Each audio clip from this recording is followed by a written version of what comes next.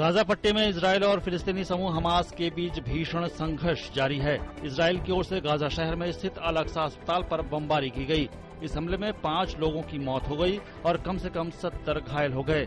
Israeli सैनिकों और Hamas के बीच पिछले 14 दिनों से जारी भीषण संघर्ष में अब तक फिलिस्तीनी पक्ष के 572 लोगों और इजरायल के 27 लोगों की जानें जा चुकी हैं। संयुक्त राष्ट्र और अमेरिका ने तुरंत गाजा पट्टी में संघर्ष विराम लागू करने का आह्वान किया है। इस बीच संघर्ष विराम पर वार्ता के लिए अमेरिकी विदेश मंत्री जॉन केरी मिस्र की राजधानी काहिरा पहुंच गए हैं। संयुक्त राष्ट्र सुरक्षा परिषद ने एक प्रस्ताव पारित कर यूक्रेन में विद्रोहियों के कब्जे वाले इलाके में मिसाइल हमले का शिकार हुए मलेशियाई एयरलाइंस के विमान मामले की जांच के लिए जांचकर्ताओं के दलों को घटनास्थल तक जाने देने की मांग की है। ऑस्ट्रेलिया की ओर से यह प्रस्ताव आया था। इस बीच रूस के राष्ट्रपति व्लादिमीर पुतिन ने कहा कि पूर्वी यूक्रेन में संघर्ष को समाप्त करने के लिए जो भी जरूरी होगा वह किया जाएगा ताकि जांचकर्ता मलेशियाई विमान के दुर्घटना स्थल तक पहुंच सकें। उन्होंने इस हादसे को लेकर राजनीति न करने की अपील भी की। उधर रूस ने पृथकतावादियों द्वारा मलेशिया एयरलाइंस के विमान गिराने के दावे को सिरे से खारिज किया है।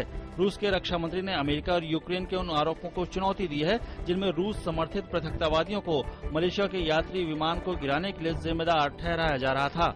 उन्होंने दावा किया कि जिस समय यह विमान दुर्घटनाग्रस्त हुआ उस समय उसके पास यूक्रेन का एक युद्धक विमान उड़ रहा था। इस बीच मलेशिया से हुई बातचीत के आधार पर विद्रोही MH17 विमान का ब्लैक बॉक्स मलेशिया को देने को राजी हो गए हैं। इराक में कई शहरों पर कब्जा जमा चुके विद्रोहियों ने मोसुल शहर में 4वीं शताब्दी के एक ईसाई धार्मिक स्थल पर कब्जा कर लिया है। इराक और सीरिया के कई इलाकों में इस्लामी राज्य स्थापित करने का दावा करने वाले विद्रोही संगठन ISIS के कब्जे के बाद से बड़ी संख्या में उन इलाकों से लोगों का पलायन हुआ है। खासकर इराक के उत्तरी और पश्चिमी क्षेत्र के ज्यादातर हिस्सों पर विद्रोहियों ने कब्जा जमा लिया है।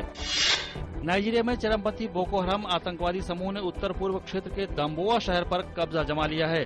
भीषण लड़ाई के बाद अब विद्रोही इस शहर को सैनिकों के कब्जे से छीनने में सफल रहे। इस लड़ाई में कम से कम 40 लोगों की मौत हुई है। नाइजीरिया में बोको हराम संगठन 2009 से ही अलग इस्लामी राज्य के गठन के लिए सेना के साथ संघर्षरत है। अप्रैल माह में बोर्नो प्रांत के एक आवासीय स्कूल से 200 से अधिक लड़कियों के अपहरण के मामले ने पूरी दुनिया का ध्यान नाइजीरिया में बिगड़ती स्थिति की ओर खींचा था।